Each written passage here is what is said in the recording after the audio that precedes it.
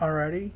Um, my opponent for the fourth round just conceded. Let's see if I can find it. Anyway, that's my opponent, and he took a look at his opening hand. He said, "Have to go, GG," and conceded the match. So we went 3-1 with this pool. Not the most exciting pool ever. Like if you look at the main deck, if we take this out, and let's say this was a basic, we don't really have a lot of powerful cards. Most of our cards are just commons, which is to be expected, but still, we had to rely a lot on our commons. Cards we never actually cast, Advocate of the Beast, um, Divination, we never cast Divination, we never cast Flames, so, yeah, we cast every card except these three. Cards that oh, we didn't cast Seacoast Drake, my bad. Cards that overperformed, the Roaming Balos, they were good. Seacut was good. Hunt the Weak was good. Enlarge was good. Domestication was good. Claustrophobia was good. The Giant Growths were good. Deadly Recluse was good. Plummet was good. Sensory Deprivation was decent. So a lot of and Giant Spider as well. So a lot of the cards that we had in our main deck, we were actually happy to play with, and they actually did something in our matches. As for the switching into the black, in this format, you're gonna find yourself playing against all blue decks because blue is the best color in the format, and it's really deep. So you have to, if you're a blue deck, you have to be able to beat the other blue decks. And if you can't beat the blue with your blue, then you need to find a way to another angle of attack. And in the second round, when I boarded into black, I had 2 Duress, a Lifebane Zombie, a Tutor, Nightwing Shade, Abomination, the Cauldron, the Angelic Accord. These cards are good against the Snow Blue decks. Angelic Accord and Cauldron, because the games are going to go late, and being able to just get 4/4 Angels, either every turn or every other turn, it's a lot for the blue deck to handle. And eventually we're going to be able to flood the board with all the Angels, and we're going to be gaining so much life that they'll need to deck us, or just find a way to like bounce the cord and counter it, or counter it when it first comes down. Duresses are good because we get to we get to look at their hand, we get to be able to play around their counters, and we get to take a card. You're usually going to take a card against blue deck, and hopefully it's like an opportunity or a divination, an essence scatter, a negate, a cancel. A lot of those really important instants and sorceries that blue really needs to get ahead in the late game. Lifebane Zombie was good in the second round against the blue-green opponent, where we took the range. I think we took a card. No, we took a Ranger Scout with the Duress, and then we drew this Lifebane Zombie a turn late, but it was still Duress, and we saw he had lands, and we were able to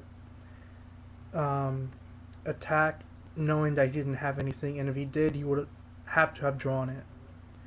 Unfortunately, we still lost that round due to me not boarding into swamps, but it was a good move. No, that I think that was another round. Yeah, that was definitely another round. That one we boarded into swamps. Yeah, that was the first round against the guy who had a really good deck. We should not have lost that. I mean, we should not have won that match, but so it goes. Like I said earlier, our colors were not that deep. Red has some nice options. Academy Raider is a card I love. So is Flames. Um, Nightwing Talents can do work in the right sort of aggressive deck. And that's about it. Like, the Maulhorn is nice, but we're not playing red just for this and another Flames. Like, the blue is a lot better there, and the green, we're obviously playing green. So red wasn't that deep. Black kinda was. Like, we have, like, if we splash the Accord, then we have things going, like, with the Newt, the Tenacious Dead, Corpse Hauler, and Mind Rod if we really want it. So, our black was better. Our blue was okay. Like, Tome Scours, we're not the mill deck, so we're not gonna use these. Coral Morphoke just doesn't do anything. If it was a 2-2, I'd play it. But as a 2-1, it trades with Elvish Mystic. It loses to Festering Newt. Like, it's not a card worth playing. Sever Charge isn't good either. Glimpse of the Future. In a blue deck that doesn't have Elixir of Immortality and can't really, you know, Arena needs all its cards. I don't like losing two of them. I really don't. It's a really bad divination, and we already have a divination. So, Glimpse, it's playable for me if I have an Elixir, because I know I'll get the two cards back. But if I don't, then I really don't want to play Glimpse.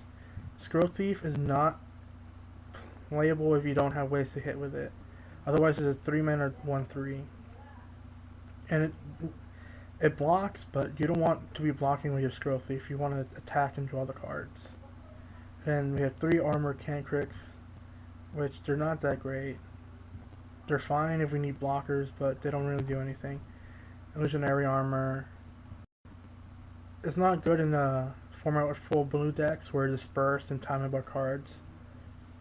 As for white, like, you take these out, and we're left with that. And this is okay, this is okay, this is okay, this is not that great. This is like a sideboard card. We're left with like these 7 cards, which are so mediocre. So, this pool is like not good. Not good. Like, there's no cards we really want to play. There's nothing that stands out. We're not really doing anything powerful things. But we managed to 3-1. I think we would have 3-1'd anyway if we hadn't punted the second round.